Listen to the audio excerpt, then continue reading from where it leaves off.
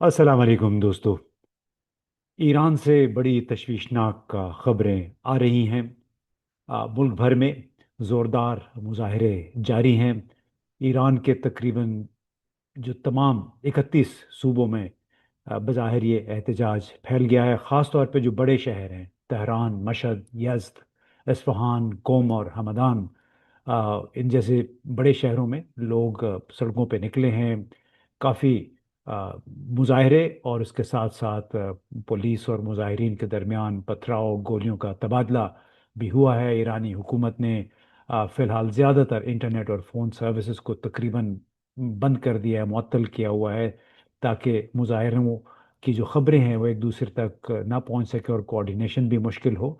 और रियासती जो ज़राए इब्लाग हैं उन्होंने मुजाहिरीन को फसादी अनासिर या दुश्मन के एजेंट्स करार दिया है। बल्कि सदर खामेनाई ने तो बल्कि जिनके बड़े जो लीडर हैं, आ, रूहानी पेशवा खामेनाई, उन्होंने तो ये भी कहा है कि मुजाहिरीन अमरीकी सदर डोनाल्ड ट्रंप को खुश करने की कोशिश कर रहे हैं। बुनियादी तौर पे मुआशी बहरान है, महंगाई, ईरानी रियाल की कदर में गैर मामूली कमी और आवाम की बुनियादी ज़रूरियात जो है महंगी होने की वजह से ये तमाम मुजाहरे शुरू हुए। और अब रफ्ता रफ्ता इसमें सियासी मुतालबात, निज़ाम के मुखालिफ नारे और मौजूदा क़यादत के ख़िलाफ़ नाराज़गी भी शामिल हो गई है। ईरान के साबिक रजा बादशाह रजा शाह पहलवी के साहबजादा ने अमेरिका से भी आवाम से, ईरानी आवाम से अपील किया कि वो सड़कों पे आएं और अब शहरों का इंतज़ाम संभालने की तैयारी करें। और ये कि अब महज ये कुछ देर की बात है। ये सवाल नहीं है कि क्या हुकूमत तब्दील होनी चाहिए, बल्कि यह कि हुकूमत तब्दील होगी और आप शहरों का इंतज़ाम संभालने की तैयारी करें। और अ, मालूम नहीं उनकी कितनी बात सुनी जाएगी, कितने लोग उनको फॉलो करेंगे। लेकिन अ, मुजाहिरे मुसलसल जारी हैं। कुछ खबरों के मुताबिक कोई 200 के करीब लोग अब इन मुजाहरों में मारे जा चुके हैं। इनमें सिक्योरिटी के लोग भी शामिल हैं। और इसी कॉन्टेक्स्ट में अमरीकी सदर डोनाल्ड ट्रंप ने एक बार फिर धमकी दी है, ईरान के रहनुमाओं को सख्त इंतबाह किया है कि अगर आपने मुजाहिरीन के खिलाफ ताकत का इस्तेमाल किया, शदीद तशद्दुद का निशाना बनाया, तो फिर अमेरिका बड़ी ताकत से जवाब देगा और ऐसी कार्रवाई करेगा। बूट्स ऑन ग्राउंड नहीं होंगे, यानी हमें अफवाज नहीं भेजेंगे, लेकिन ऐसी कार्रवाई करेंगे कि आपको बकौल उनके, अगर आप उर्दू मुहावरा करें तो आपको छठी का दूध याद आ जाएगा। इस किस्म की धमकी डोनाल्ड ट्रंप ने दी है। बुनियादी तौर पे बार बार ये दो मरतबा पहले भी वो कह चुके हैं कि हम मुजाहिरीन के बिल्कुल साथ हैं अगर वो अपने हुकूक के लिए बात कर रहे हैं। अब सवाल ये है कि क्या इन मुजाहिरों को माजी की तरह एक बार फिर अमरीकी इंटेलिजेंस एजेंसी सीआईए या बरतानवी इंटेलिजेंस एजेंसी MI6 की का ताउन हासिल है या नहीं। अ, इस वक्त तो कुछ सबूत मौजूद नहीं है, लेकिन बहुत सारी किताबें भरी पड़ी हैं। हुब्रिस में एक किताब पढ़ रहा था, फिर confessions of an economic hitman है, फिर CIA's वॉर्स, ये अमरीकी मुसन्निफिन की लिखी हुई किताबें हैं। और इन किताबों में बड़ा वाज़े तौर पे लिखा हुआ है कि जब एक दिहाई तकरीबन 10-12 साल पहले, जब अ, साबिक सोवियत यूनियन की जो रियासतें थीं, उनका हिस्सा थीं, जैसे बाल्टिक रियासतें, लटविया, जॉर्जिया, और यूक्रेन, इसमें भी जब तहरीकें शुरू हुई थी तो उस वक्त भी इनकार किया गया था कि इसके पीछे किसी गैर मुल्की कुव्वत का हाथ नहीं है। हालांकि किताबों में बिल्कुल ये साफ तौर पर लिखा है कि उस वक्त की अमरीकी सफ़ीर विक्टोरिया न्यूलैंड ने बाकायदा यूक्रेन में बैठ के वहाँ के जो मुजाहिरे थे उनको अ, उसकी पुष्पनाही की, पस पर्दा रह के उनका बढ़ावा देने की कोशिश की। बल्कि ये भी कहा गया कि विक्टोरिया न्यूलैंड यानी अमरीकी सफ़ीर ने जेलेंस्की की क़यादत में वहाँ की काबीना भी खुद ही तश्कील दी थी। अब अ, सवाल ये पैदा होता है कि डोनाल्ड ट्रंप ने इतनी कड़ी तनबीह क्यों दी है ईरानी हुकूमत को, और ये भी कहा कि अगर आपने फायरिंग की तो फिर हम भी फायरिंग करेंगे और फिर आपको सबक सिखाएंगे। अब अगर तारीखी नुक्ता नज़र से देखें तो एक बड़ी तवील तारीख है ईरान और अमेरिका के ताल्लुकात की। और ईरान में अमेरिका का किरदार 1953 से ये सिलसिला शुरू हुआ था।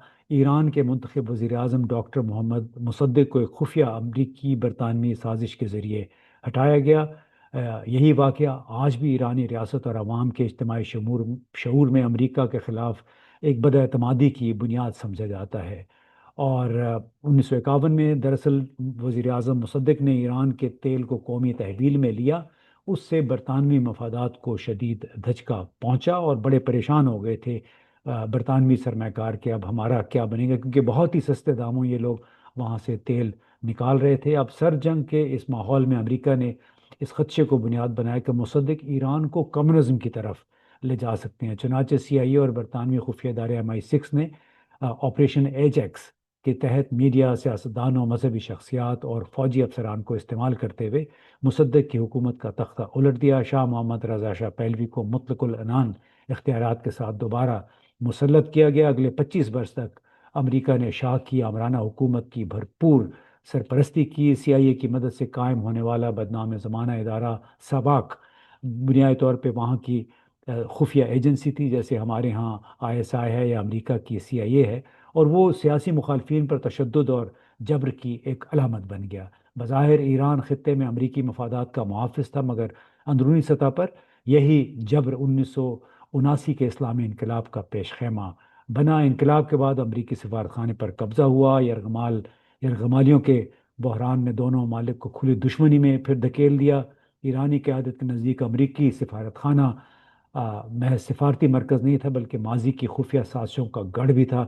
اس کے بعد ایران عراق جنگ میں 1990 کی جو جنگ تھی، امریکہ کی جانب سے عراق کے صدر صدام حسین کی عملی حمایت کی گئی، انٹیلیجنس معلومات، سفارتی تحفظ اور عسکری معاونت فراہم کی گئی، اور اس کے ذریعے ایرانی بیانیے کو مزید تقویت ملی کہ واقعی واشنگٹن اس خطے میں ایران کو کمزور کرنا چاہتا ہے، عراق کی پشت پناہی کر رہا ہے۔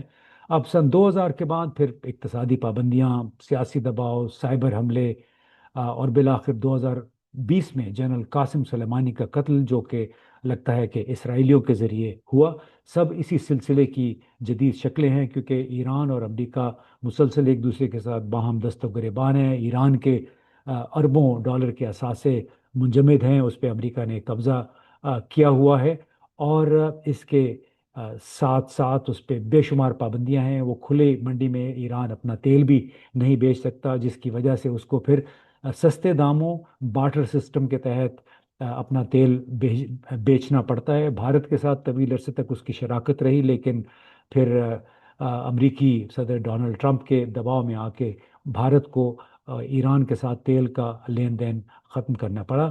اب اس تمام ایران میں اس وقت جو تشویشناک صورتحال ڈیولپ ہو رہی ہے، اس پس منظر میں یمن، لیبیا اور صومالیہ میں سعودی عرب اور متحدہ عرب امارات کے تنازعات کو بھی الگ کر کے نہیں دیکھا جا سکتا۔ یمن میں حوثیوں کے خلاف جنگ نے ایران کو بالواسطہ فائدہ پہنچایا، کیونکہ حوثی مزاحمت نے سعودی عسکری کمزوری کو بے نقاب کیا، ایران کو کم لاگت میں اپنا دباؤ، اثر و رسوخ بڑھانے کا موقع ملا۔ اب لیبیا اور صومالیہ میں ریاض اور ابوظہبی کے اختلافات نے، یعنی اس وقت بھی وہاں پہ دونوں کے درمیان ایک کانفلکٹ جاری ہے۔ ان دونوں یعنی سعودی عرب اور متحدہ عرب امارات کے اختلافات نے خلیجی اتحاد کو مزید کمزور کیا ہے، جس سے ایران کو اس خطے میں سفارتی اور اسٹریٹجک ایک سپیس ملا ہے۔ اب تازہ ترین ایک تبصرہ بھی آیا، مڈل ایسٹ آئی، ایک تھنک ٹینک ہے، اس کے ایک اسکالر ہیں ڈیوڈ ہرسٹ، انہوں نے اپنے ایک تبصرے میں یہ کہا کہ سعودی جنگی جہازوں نے حال ہی میں سدرن ٹرانزیشن کونسل کے زیر قبضہ مقامات پر بمباری کی، جو جنوبی یمن میں متحدہ عرب امارات کے حمایت یافتہ علیحدگی پسند تحریک ہے، سدرن ٹرانزیشن کونسل۔ اور اب سعودی حمایت یافتہ فوجوں نے مقلا پر خود کنٹرول حاصل کر لیا ہے اپنے حملوں کے بعد۔ اب یہ وہاں سے نتیجتاً متحدہ عرب امارات کی افواج کو بھی بلا لیا گیا واپس، اب سعودی عرب کے دباؤ کے تحت، اور اس لگتا ہے کہ یہ متحدہ عرب امارات کے لیے ایک بڑی پسپائی تھی۔ معاف کیجیے۔ اب سدرن ٹرانزیشن کونسل کے رہنما عبدالروس الزیدی، جنہیں ریاض میں بات چیت کے لیے مدعو کیا گیا تھا، نہیں آئے، اور وہ صومالی لینڈ کے راستے متحدہ عرب امارات پہنچ گئے۔ اور اسی طرح آپ کو معلوم ہے کہ صومالی لینڈ میں कौन पहुंचा इसके अलावा इसराइल के वजीर खारजा भी, जिससे लगता है कि इसराइल मुत्तहदा अरब अमारात के दरमियान इस खत्े के हवाले से काफ़ी कोऑर्डिनेशन जारी है। अब रियाज ने अब एक, यानी सऊदी अरब की हुकूमत ने एक बड़ा वाज़ेह पैगाम दिया है अबू धाबी को, यानी मुत्तहदा अरब अमारात को, कि वो अरब रियासतों को कमज़ोर करने की और तकसीम करने की जो पॉलिसी है उसको बर्दाश्त नहीं करेगा।